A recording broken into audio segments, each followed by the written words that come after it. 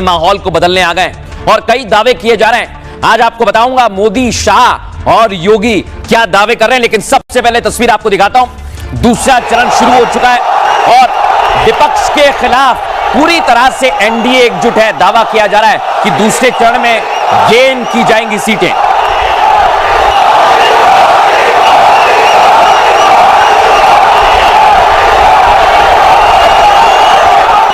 अब मैं आपको दिखाता हूं, आज गृह मंत्री अमित शाह ने बहुत बड़ा दावा कर दिया और उन्होंने खुलासा कर दिया कि कितनी सीट एनडीए जीतने वाला है। आपको वो दावा भी बताऊंगा, लेकिन पहले देखिए पूर्णिया बिहार में भव्य रोड शो किया है।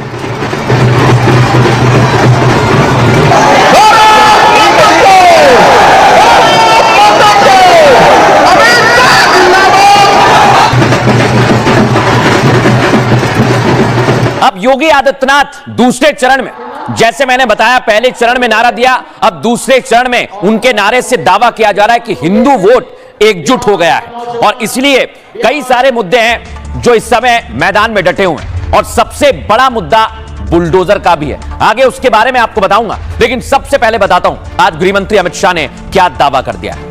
दूसरे चरण की वोटिंग से पहले बीजेपी ने दर्शकों को बहुत बड़ा दावा कर दिया है। गृह मंत्री अमित शाह ने कहा एनडीए 160 से ज्यादा सीटों पर जीत दर्ज करेगी, जिसकी झलक पहले चरण में हुई बंपर वोटिंग में दिखाई देती है। उन्होंने कहा फर्स्ट फेज के मतदान में आरजेडी का सुपड़ा साफ हो गया है और दूसरे चरण में महिला युवा महागठबंधन का सफाया कर देंगे। दरअसल अमित शाह आज पूर्णिया में भव्य रोड शो कर रहे थे। इस दौरान शाह के निशाने पर आरजेडी और कांग्रेस रही। शाह ने कहा विपक्षी पार्टियां आमने सामने ही चुनाव लड़ रही हैं। साथ ही कहा महागठबंधन का ना कोई नेता है ना कोई नीति है। वहीं जंगल राज का जिक्र करते हुए कहा इनकी मंशा ठीक नहीं है। आरजेडी फिर से जंगल राज लाना चाहती है और अब संभव नहीं है क्योंकि एनडीए पांडव की तरह मजबूती के साथ चुनावी मैदान में खड़ी हुई है और इसलिए कहा उन्होंने कि पूरी तरह से सुपड़ा साफ हो जाएगा। लेकिन आज एक्सक्लूसिव बाइट सुनवाता हूं कैसे गृह मंत्री अमित शाह ने 160 सीटों का दावा किया। सुनिए जरा। देखिए, हम 160 से ज्यादा सीटों के साथ यहां सरकार बनाने जा रहे हैं। ये बम्पर वोटिंग में आपको लग रहा है कि महिलाओं का एक बड़ा रोल रहा है? महिला, युवा, किसान, अति पिछड़ा, दलित सभी ने एनडीए के पक्ष में वोट दिया। एक तरफ बम्पर वोटिंग हुई है, दूसरी तरफ वोट चोरी के आरोप को लेकर लगातार राहुल गांधी आज भी जनसभा में बोल रहे हैं। देखिए, राहुल गांधी बोलते रहे हैं हम सीमांचल को घुसपैठिया मुक्त कराएंगे। उनके आरोप लगाने से कोई फायदा नहीं, कोई फर्क नहीं पड़ता।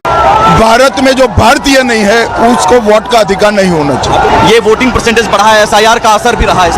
एसआईआर के बाद भी हम घुसपैठियों को निकालने का कार्यक्रम हमारा चालू रहेगा। एक बड़ी बात मंदिर को लेकर कही जा रही है कि मंदिर की क्या जरूरत है, राम मंदिर की क्या जरूरत है, स्कूल अस्पताल खुलवा दे।